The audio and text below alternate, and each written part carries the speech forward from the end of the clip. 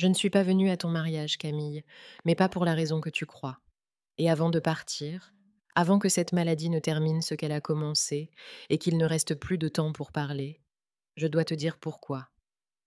Cela fait 23 ans que tu crois que je n'ai pas à approuver l'homme que tu as épousé, que je suis restée à la maison par fierté, par rancune ou par entêtement. Et je t'ai laissé croire ça. J'ai laissé ce silence s'installer entre nous comme la poussière sur une chaise qu'on ne tire plus jamais de sous la table. C'était plus facile, je me disais. Plus facile que tu sois en colère plutôt que de me voir brisée. Je n'aurais jamais cru dire ça à voix haute, je ne suis même pas certaine de savoir comment. Mais hier, le docteur Lévy m'a annoncé que le cancer s'était propagé au foie. Il a été doux, prévenant.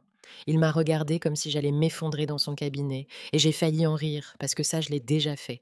Il y a des années, quand personne ne regardait, cette chute-là était silencieuse, privée, et elle m'a tout coûté. Je suis assise dans le salon, dans la petite maison à Meudon, avec ce vieux magnétophone sur la table basse, le même que j'utilisais pour enregistrer tes pièces d'école. Tu t'en souviens? CE2, quand tu étais la lune dans ce spectacle sur le système solaire. Ton costume argenté bruissait à chaque mouvement, et j'avais l'impression que mon cœur allait éclater de fierté. Je ne te l'ai jamais dit, ça non plus. Il y a tant de choses que je ne t'ai jamais dites. Peut-être que c'est là le vrai problème. Je n'enregistre pas ça pour être pardonnée. Ce n'était pas le but. Je n'attends rien de toi, Camille. Je ne sais même pas si tu écouteras cette bande ou si elle finira dans un tiroir, oubliée. Mais j'ai porté cette vérité si longtemps en moi qu'elle a commencé à pourrir. Et si je ne la dis pas maintenant, alors c'est le silence qui gagnera. Ce n'est pas une histoire de reproche, ce n'est pas une affaire de faute partagée. C'est pareil ce qui arrive quand une femme garde trop de douleur enfouie trop longtemps. Quand elle prend sa force pour un bouclier et qu'elle oublie comment le poser. C'est l'histoire du jour où j'ai reçu ton faire-part de mariage dans un endroit que tu n'imagineras jamais. Des chaussures que j'ai enfilées ce matin-là. Des marches d'église que j'ai montées. Et du moment où j'ai fait demi-tour. Tu as toutes les raisons d'être en colère. Mais tu mérites la vérité bien plus que le mensonge que je t'ai laissé. Alors je vais commencer par là. Je ne suis pas venue à ton mariage, Camille, mais pas pour la raison que tu crois. Et avant de partir, avant que cette maladie ne termine ce qu'elle a commencé et qu'il ne reste plus de temps pour parler, je dois te dire pourquoi. Cela fait 23 ans que tu crois que je n'ai pas approuvé l'homme que tu as épousé, que je suis restée à la maison par fierté, par rancune ou par entêtement. Et je t'ai laissé croire ça. J'ai laissé ce silence s'installer entre nous comme la poussière sur une chaise qu'on ne tire plus jamais de sous la table. C'était plus facile, je me disais. Plus facile que tu sois en colère plutôt que de me voir brisée. Je n'aurais jamais cru dire ça à voix haute, je ne suis même pas certaine de savoir comment. Mais hier, le docteur Lévy m'a annoncé que le cancer s'était propagé au foie. Il avait été doux, prévenant. Il m'a regardé comme si j'allais m'effondrer dans son cabinet, et j'ai failli en rire, parce que ça, je l'ai déjà fait. Il y a des années, quand personne ne regardait, cette chute-là était silencieuse, privée, et elle m'a tout coûté. Je suis assise dans le salon, dans la petite maison à Meudon, avec ce vieux magnétophone sur la table basse. Le même que j'utilisais pour enregistrer tes pièces d'école. Tu t'en souviens? CE2, quand tu étais la lune dans ce spectacle sur le système solaire. Ton costume argenté bruissait à chaque mouvement, et j'avais l'impression que mon cœur allait éclater de fierté. Je ne te l'ai jamais dit, ça non plus. Il y a tant de choses que je ne t'ai jamais dites. Peut-être que c'est là le vrai problème. Je n'enregistre pas ça pour être pardonnée. Ce n'est pas le but. Je n'attends rien de toi, Camille. Je ne sais même pas si tu écouteras cette bande ou si elle finira dans un tiroir, oubliée. Mais j'ai porté cette vérité si longtemps en moi qu'elle a commencé à pourrir. Et si je ne la dis pas maintenant, alors c'est le silence qui gagnera. Ce n'est pas une histoire de reproche. Ce n'est pas une affaire de faute partagée. C'est ce qui arrive quand une femme garde trop de douleur enfouie trop longtemps. Quand elle prend sa force pour un bouclier et qu'elle oublie comment le poser. C'est l'histoire du jour où j'ai reçu ton faire-part de mariage dans un endroit que tu n'imagineras jamais. Des chaussures que j'ai enfilées ce matin-là. Des marches d'église que j'ai montées. Et du moment où j'ai fait demi-tour. Tu as toutes les raisons d'être en colère. Mais tu mérites la vérité bien plus que le mensonge que je t'ai laissé.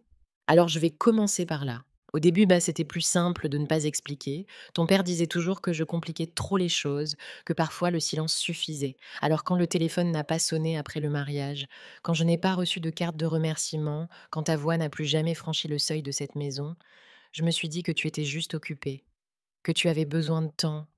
Mais au fond de moi, je savais que tu étais blessée. Je le voyais dans la manière dont tes cartes d'anniversaire étaient signées. Camille au lieu de ta fille Camille. L'écriture toujours soignée, mais raide, sans les petites boucles que tu faisais autrefois. Chaque carte ressemblait à un rapport administratif. 3 lignes sur les enfants, une phrase sur ton travail et rien d'autre. Je les ai toutes gardées, tu sais, chacune d'entre elles rangée dans le tiroir de la cuisine, celui sous les maniques. Les gens me demandaient mais pourquoi je n'étais pas allée au mariage. Les dames de la paroisse, les voisines, ta tante Sylvie. Elles tournaient autour du sujet comme si la question pouvait piquer. Je ne mentais pas, pas vraiment. Je les laissais simplement remplir le vide avec leurs propres suppositions. Tu connais Élise? Toujours si exigeante avec les choix de Camille. Quelqu'un a dit ça une fois. J'ai souri, hoché la tête, laissé faire. Parce qu'à leurs yeux, ça avait du sens. C'était une mère qu'elle pouvait te comprendre, une femme fière, difficile peut-être, mais pas détruite. Le mensonge a pris racine, il s'est mis à marcher tout seul. Il s'habillait avec mes vêtements, répondait aux questions à ma place. Il se tenait même à côté de moi chez le boulanger quand quelqu'un demandait si j'étais heureuse d'être la mère de la mariée. Il y a eu quelques désaccords, je disais, et c'était tout. L'interlocuteur avait l'air satisfait, parfois même amusé, et je laissais passer. Mais la vérité, elle, n'avait rien d'amusant. Elle n'avait rien de fier. Elle était fragile, malade, avec un bracelet en plastique autour du poignet, mon prénom écrit dessus au feutre noir. La vérité, c'était moi, assise sur une chaise de l'hôpital psychiatrique Sainte-Claire, le jour où ton invitation est arrivée.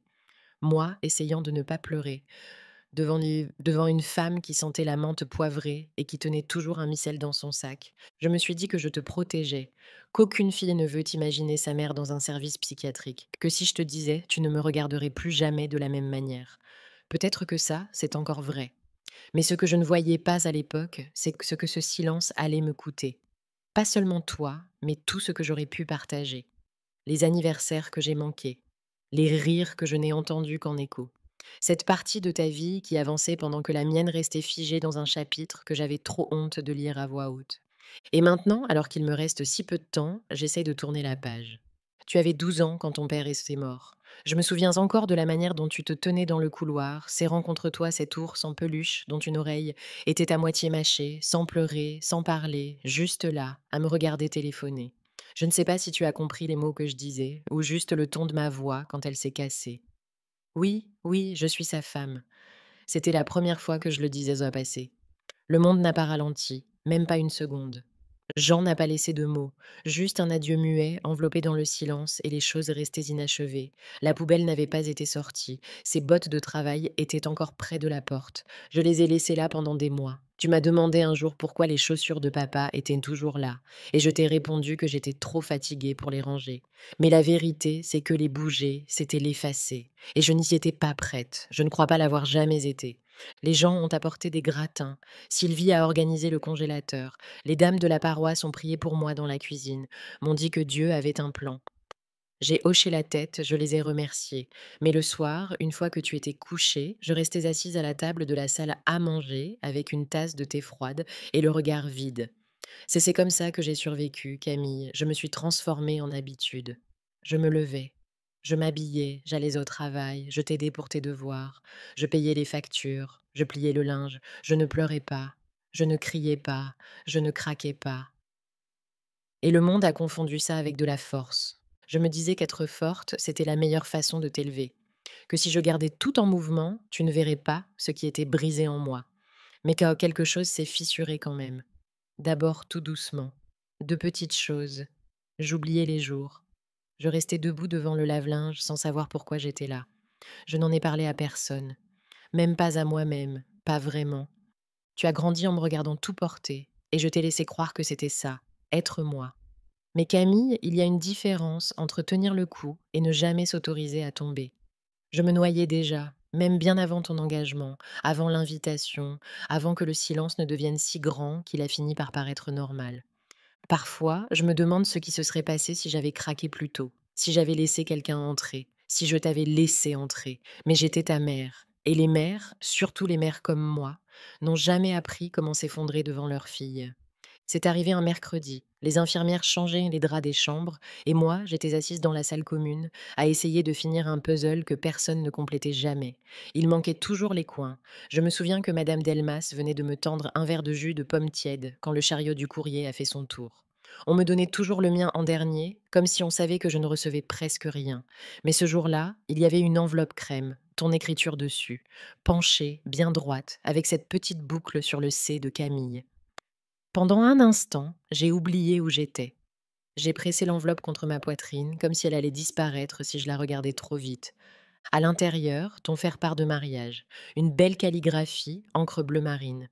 Ton nom, le sien, la date, l'église Saint-Pierre à ici, une petite carte pour répondre. Je l'ai fixée jusqu'à ce que les lettres se brouillent. Ma première pensée a été de me dire à quel point c'était beau. Ma deuxième, que je n'avais aucune place dans ce tableau. Madame Delmas a vu mes mains trembler. Elle s'est assise à côté de moi, n'a rien demandé. Elle m'a tendu un mouchoir et a attendu. Je n'ai pas pleuré. Pas encore. Pas devant elle. Mais je crois qu'elle l'a vu quand même, à la façon dont ma respiration s'est été bloquée, à mes épaules qui se sont repliées, comme si je voulais devenir invisible. Tu allais te marier. Ma petite fille s'allait porter une robe blanche et commencer une nouvelle vie. Et moi, j'étais assise dans un hôpital psychiatrique avec un bracelet d'identification au poignet. Je n'avais pas mis de vrais vêtements depuis plus d'un mois. Mes cheveux étaient été tressés à la va-vite par une aide-soignante qui essayait de m'aider à me sentir humaine. J'avais perdu 5 kilos et presque toute ma voix à force de passer mes nuits sans parler à personne. Il n'y avait pas de case à cocher pour «je voudrais venir, mais je tremble encore dans ma peau». Aucun espace sur la carte pour «je t'aime, mais je réapprends à respirer». Alors j'ai glissé le faire-part dans la manche de mon peignoir et je n'ai rien dit. Ce soir-là, j'ai regardé le plafond en essayant d'imaginer ton entrée dans l'église. J'ai imaginé la musique, la lumière dans tes yeux quand tu l'as vue. Je pensais au siège qu'on avait peut-être laissé vide pour moi ou occupé par quelqu'un d'autre, quelqu'un qui faisait bonne figure. Je n'étais pas en colère. J'avais honte. Ce faire-part est devenu à la fois une bouée et un poids. Il me rappelait que le monde continuait de tourner, que l'amour était encore possible, mais il me rappelait aussi à quel point j'en étais tombée loin.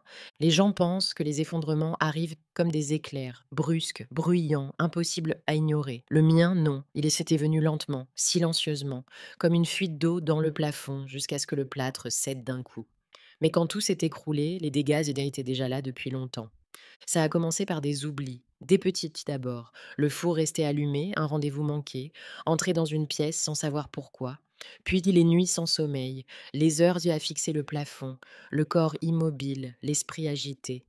Le deuil que je n'avais jamais fait de ton père avait poussé des racines. Il me rongeait, je continuais d'avancer malgré tout, pensant que le mouvement suffirait à le tromper. Mais il ne me lâchait pas. Un après-midi, j'étais à la supérette de la rue du Général Leclerc. Une liste courte: lait, pain, thé, raisins secs pour un pudding que je voulais essayer. Je suis restée 10 minutes devant le rayon, incapable de choisir. Un employé est venu me demander si j'avais besoin d'aide, et là, tout s'est arrêté. Ma bouche ne s'ouvrait plus, mes mains ne bougeaient plus. Puis le panier est tombé, les raisins se sont répandus sur le sol. Et moi, je me suis laissée glisser à côté, incapable de me relever. Ils ont appelé quelqu'un. Une ambulance, je crois. Je ne me souviens pas de grand-chose après ça, sauf du froid du siège en vinyle et de l'infirmier qui me disait «Madame», comme si j'étais déjà loin. Ils ont parlé de déshydratation, de dénutrition, d'état émotionnel instable. Des mots comme épisode dépressif majeur, épuisement. Mais ces mots ressemblaient à des étiquettes collées sur une boîte qu'on n'ouvre jamais. Tout ce que je savais, c'est que j'avais enfin cessé de faire semblant et que ça avait fait peur à tout le monde autour de moi. Ils m'ont admise le soir même. Je n'ai pas protesté. J'étais trop fatiguée pour discuter, trop fatiguée pour sourire à travers ça. Les premiers jours sont restés flous. J'ai dormi plus que je ne l'avais fait depuis des années. Je me réveillais avec des larmes sèches sur les joues, sans me souvenir avoir pleuré. Le personnel était bienveillant, dans l'ensemble. Il me traitait comme quelqu'un de fragile, et je détestais ça. Mais j'en avais besoin. Pour la première fois depuis longtemps, quelqu'un d'autre portait un peu du poids, ne serait-ce que pour un moment. Je n'ai parlé à personne, pas à Sylvie, pas aux dames de la paroisse, surtout pas à toi. Parce que comment expliquer à sa fille que sa mère s'était effondrée sous le poids de son propre silence? Et même à ce moment-là, une partie de moi croyait encore que je serais remise sur pied à temps pour le mariage. Il nous faisait assister à une thérapie de groupe tous les matins. Ce n'était pas optionnel. On s'asseyait en cercle sur des chaises instables, avec une fine couche de mousse, et on devait dire ce qu'on ressentait. La plupart du temps, je ne parlais pas. Je hochais la tête quand on m'appelait, je murmurais, je passe, et j'espérais qu'on ne me pousse pas plus loin. Mais il y avait un miroir au mur, large, poussiéreux, placé assez haut pour qu'il faille lever les yeux pour s'y voir. Je l'évitais au début.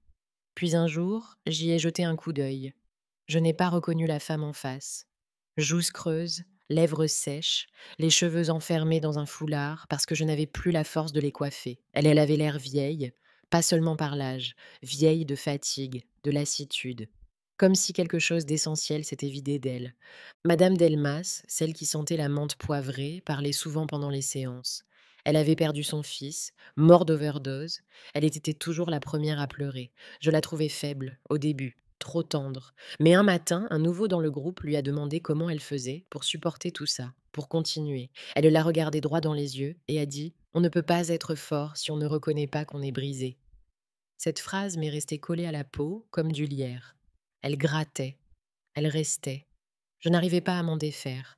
J'ai commencé à parler, petit à petit. Un jour, j'ai prononcé ton prénom, juste ça. Camille. Je n'ai pas précisé qui tu étais, je n'ai pas raconté ton histoire. Mais le dire à voix haute, c'était comme l'allumer une bougie dans une pièce noire. Faible, vacillante, mais réelle. Les autres n'ont rien demandé, ils savaient qu'est-ce que c'était, un prénom qui pèse. Certains jours, on dessinait. Ils nous donnaient tiens des crayons de couleur et du papier bon marché. J'ai dessiné une porte, encore et encore, parfois ouverte, parfois fermée, parfois avec de la lumière derrière. Une fois, j'ai même dessiné une église, sans pas m'en rendre compte. C'est une infirmière qui l'a remarqué. Je crois que je marchais déjà, inconsciemment, vers ce jour sans le savoir. La psychologue, Cécile, était jeune, beaucoup trop joyeuse pour l'endroit. Mais elle avait une manière d'écouter sans jamais réagir trop fort, comme si on pouvait tout lui confier et qu'elle le tiendrait sans le déformer. Un après-midi, je lui ai demandé combien de temps il fallait avant de ne plus avoir honte. Elle m'a regardé longuement avant de répondre. Puis elle a dit: «Ça dépend. Vous demandez quand ça s'arrête ou quand ça arrête de diriger votre vie?» Je n'ai pas répondu. J'ai baissé les yeux vers mes mains et j'ai pensé à cette carte de réponse que je n'avais toujours pas remplie. Je ne savais pas encore si j'irais au mariage, mais quelque chose en moi avait commencé à bouger. Pas assez pour dire que j'étais prête, mais assez pour dire que j'essayais. Ils m'ont donné une permission de sortie pour le week-end. Il a fallu que je rencontre 2 médecins, que je signe 3 formulaires différents, promettant que je ne me ferais pas de mal, ni à personne d'autre. Je me souviens d'avoir plié le papier en deux et l'avoir glissé dans la poche intérieure de mon manteau, comme si c'était un talisman. Je n'avais pas porté de vrais vêtements depuis 5 semaines. Une aide- une aide-soignante m'a aidée à choisir quelque chose de simple. Une jupe bleu marine, un chemisier crème, des chaussures que je n'avais pas mises depuis ta remise de diplôme. Je me suis regardée dans le miroir et un instant, j'ai presque reconnu celle qui me regardait. Presque. J'ai pris le bus. 2 changements. Pendant tout le trajet, j'ai serré contre moi le cadeau de mariage, une boîte à bijoux en bois sculpté que j'avais acheté bien avant de sombrer. Je ne sais même pas si elle t'est parvenue, si quelqu'un te l'a remise en mon nom, mais je la tenais comme une prière, comme une excuse muette, enveloppée de velours. Quand je suis descendue à ici, les cloches de l'église sonnaient déjà. Le parvis était plein. Des gens entraient en riant, habillés en costumes d'été et robes fleuries. Je suis restée de l'autre côté de la rue pendant un long moment, à observer. Une partie de moi attendait un signe, n'importe quoi. Un visage connu, quelqu'un qui dirait mon nom, qui me tirerait doucement par la main pour m'emmener à l'intérieur. Mais personne ne m'a vue. J'ai traversé, je suis montée jusqu'aux marches. Je pouvais entendre la musique à travers les lourdes portes en bois. Un piano, peut-être un petit ensemble à cordes. Tu as toujours aimé la musique classique. Je t'imaginais au bout de l'allée, tenant le bras de quelqu'un, les yeux brillants, le cœur battant. J'ai posé la main sur la poignée, juste là. Et c'est à ce moment-là que tout m'a submergée, la honte, la peur, la panique. Et si tu te retournais et que tu me voyais, et si tout s'arrêtait, et si ton visage se fermait, si tout ce que tu retenais de ce jour, c'était l'image de ta mère apparaissant comme une ombre, trop maigre, trop pâle, marchant dans une vie qui s'était déjà construite sans elle. Alors j'ai tourné les talons. Je suis partie. Je ne me souviens plus comment je suis rentrée à Sainte-Claire, juste du regard surpris de l'infirmière à la réception quand elle m'a vue revenir en avance. Je lui ai tendu le papier de sortie sans un mot et je suis allée directement dans ma chambre. Je suis restée allongée pendant 3 jours, sans parler. Ils m'ont apporté les repas que je n'ai pas touchés. Madame Delmas est restée à côté de moi, à lire des psaumes à voix basse, même si je ne lui avais rien demandé. Je n'étais pas en colère contre toi, Camille. Je n'en voulais à personne. J'avais honte. Trop honte pour me tenir debout dans ta joie. Trop peur de te laisser voir jusqu'où j'étais tombée. Alors j'ai manqué l'un des jours les plus importants de ta vie parce que je n'ai pas trouvé la force d'ouvrir cette porte. Après ce jour-là, j'ai rejoué la vérité dans ma tête des centaines de fois, sous la douche, en voiture, allongée dans mon lit à fixer le plafond. J'imaginais décrocher le téléphone et dire: Camille, je voulais venir, j'étais là. Je n'ai juste pas pu. Je visualisais ta voix, le silence qui suivrait, cette inspiration courte que tu prends quand tu es surprise. Mais les mots ne passaient jamais mes lèvres. Ils restaient coincés quelque part entre la peur, la fierté et ce vieux réflexe de mère qui croit encore devoir protéger sa fille de ce qu'elle ne devrait pas porter.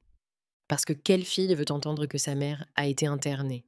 Que pendant qu'on servait le vin et que la musique jouait, sa mère était allongée dans un lit étroit, les yeux ouverts, à fixer un plafond fissuré, comptant à rebours pour calmer son cœur.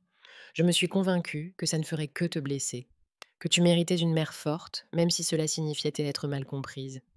Alors je t'ai laissé croire que je n'approuvais pas, que je jugeais ton choix, que je ne pouvais pas soutenir ta vie. Ce récit-là, aussi douloureux qu'il soit, me semblait plus digne que la vérité. Et plus le temps passait, plus cette version prenait racine. Les années ont filé, les saisons ont tourné, et à chaque silence, la vérité devenait plus lourde, plus difficile à soulever, comme une pierre qu'on a laissée s'enfoncer dans la terre jusqu'à ce qu'elle devienne invisible. Je t'ai regardé de loin construire ta famille. J'ai appris la naissance de tes enfants par quelqu'un de la paroisse. J'ai vu une photo de ta fille, épinglée sur un panneau d'affichage à la pharmacie, son sourire large, ses yeux identiques aux tiens à cet âge. J'ai voulu tendre la main. J'ai pensé écrire une vraie lettre, longue, honnête. J'en ai même rédigé une, 3 pages, soigneusement pliée, cachetée, adressée. Mais je ne l'ai jamais envoyée. Elle aurait restée sur ma commode pendant 2 semaines avant que je la déchire. Ce que je ne voulais pas admettre, même à moi-même, c'est à quel point tu me manquais. Pas seulement comme ma fille, mais comme la seule personne qui, un jour, m'avait fait sentir moins seule au monde. Et pourtant, je croyais que te laisser partir, c'était une forme de bonté, que la distance valait mieux que le fardeau, que si tu ne connaissais jamais la forme complète de ma chute, tu pourrais continuer sans en porter le poids. Je sais maintenant que c'était un mensonge que je me suis raconté pour ne pas affronter cette vérité plus profonde. J'avais honte d'être vulnérable, même avec toi, surtout avec toi. Je suis devenue experte pour regarder de loin. Au début, c'était par l'intermédiaire des autres. Sylvie mentionnait des choses en passant, en essayant de ne pas avoir l'air d'en faire trop. Le petit de Camille a eu son brevet avec mention, ou ta fille attend un troisième. Je hochais la tête, je souriais comme si ça ne faisait pas mal, puis je retournais à monter. Et puis, même ces nouvelles-là ont cessé d'arriver. J'imagine qu'elle s'est lassée de parler dans le vide. Ensuite, il y a eu les photos. L'une d'elles venait d'un ancien collègue sur Facebook. Une fête d'anniversaire, des ballons partout, toi qui riais, avec du glaçage au coin des lèvres. Quelqu'un t'avait identifié par erreur, et pour la première fois en des années, j'ai vu ton visage tel qu'il était maintenant. Plus mûr, plus lumineux, mais toujours hors de portée. J'ai enregistré l'image, je l'ai imprimée, je l'ai rangée avec les autres dans un tiroir, comme de petites fenêtres sur une vie que je ne vivais plus. J'ai vu grandir tes enfants à travers des pixels et des racontars. Premier pas, spectacle d'école, déguisement d'Halloween. Une fois, on m'a envoyé une vidéo, sans commentaire. Toi dans le salon en train de danser avec ta plus jeune, une petite fille aux boucles serrées et au tutu rose. Tu étais pieds nus, tu la faisais tourner au rythme d'une chanson qu'on entendait à peine. Je l'ai regardée une dizaine de fois. J'ai mémorisé la courbe de ton sourire, la manière dont tes yeux se fermaient quand tu riais. La dernière fois, j'ai coupé le son, parce que l'entendre, c'était trop. C'était comme écouter une joie dont je ne faisais plus partie. Je ne t'en ai jamais voulu pour cette distance. Comment l'aurais-je pu? Tu te protégeais d'une histoire à laquelle il manquait des morceaux. Tu étais en colère, et tu avais toutes les raisons de l'être. De ton point de vue, c'était de l'abandon, du rejet. Et je ne t'ai donné aucun contrepoids, aucune vérité, juste du vide. Mais il y avait des jours lents, silencieux, où je mettais 2 couverts à table sans m'en rendre compte. Où j'achetais ton thé préféré au supermarché, même si je savais que tu ne viendrais pas. Où je voyais une robe à ta taille et je pensais: «Camille aimerait ça», avant de me rappeler. Ces jours-là, la perte ne se ressentait pas comme un chagrin, mais comme une habitude, une douleur devenue mécanique, incrustée dans le quotidien. J'ai voulu croire que regarder de loin suffisait, que savoir que tu étais heureuse, en sécurité, vivante, que c'était une forme d'amour.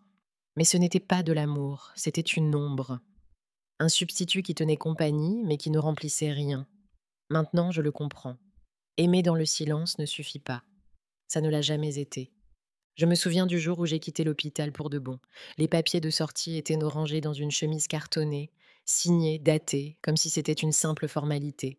J'ai mis un pied dehors et la lumière du matin m'a presque aveuglée. Le monde me semblait trop vaste, trop vif, après tant de semaines passées derrière des stores étirés. J'aurais dû me sentir soulagée, peut-être même fière. Mais surtout, je me sentais fragile, comme un verre recollé, assez solide pour tenir debout, mais couvert de fissures qu'on ne peut plus effacer. Cécile, la psychologue aux yeux calmes, m'a retrouvée dans le couloir ce matin-là. Elle m'a donné un carnet à fleurs, m'a dit que ça pouvait aider d'écrire. J'ai souri par politesse, je l'ai remerciée, mais je ne l'ai pas ouvert tout de suite. Je ne voulais pas voir ce que j'aurais à y inscrire. J'avais peur de ce qui restait en moi, de ce qui ne s'était pas réparé. Avant de partir, je lui en ai posé une dernière question. J'ai dit: comment sait-on qu'il est temps de dire à quelqu'un ce qu'on aurait dû lui dire depuis des années? Elle n'a pas répondu tout de suite. Elle m'a regardée comme si elle mesurait le poids de ma douleur. Puis elle a dit: certaines vérités prennent du temps à sortir. Et parfois, les dire, c'est déjà guérir. C'est pas la réponse qu'on reçoit qui compte. Je suis tellement toucheuse, ici. J'ai hoché la tête, mais je ne l'ai pas cru. Pas sur le moment. Pour moi, la vérité devait servir à quelque chose. Réparer, rattraper, offrir une issue. Mais aujourd'hui, avec les mots du médecin qui résonnaient encore dans mes oreilles, avec ce temps qui rétrécit comme du linge trop chaud, je crois qu'elle avait raison. Ce n'était pas une question de revenir en arrière. C'était juste ne pas laisser le dernier souvenir qu'on laisse derrière soi être un mensonge. Alors j'ai commencé à écrire, lentement, des notes, des souvenirs, des pensées qui n'avaient jamais trouvé leur place. J'ai retrouvé la carte de réponse, jamais remplie, glissée entre deux pages d'un vieux cahier de recettes. L'enveloppe était jaunie au coin. J'ai passé mon doigt sur ton nom jusqu'à ce que le papier s'adoucisse. Je ne m'attends à rien, Camille. Je ne sais même pas si cet enregistrement sera écouté. Peut-être qu'il finira dans une boîte, peut-être qu'il sera effacé, peut-être que ton prénom ne sera plus jamais prononcé dans cette maison. Ce n'est plus à moi de le décider. Mais j'ai dit ce que j'avais à dire. La vérité, après toutes ces années, n'est plus un poids que je dois porter seule.